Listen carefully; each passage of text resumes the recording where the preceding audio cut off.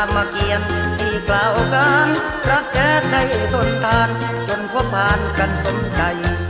แต่ก่อนนั้นต้นขามดูสวยงามมีใบใหญ่พระรามพักกลางไกลใต้ร่มไม้ต้นนั้นเลย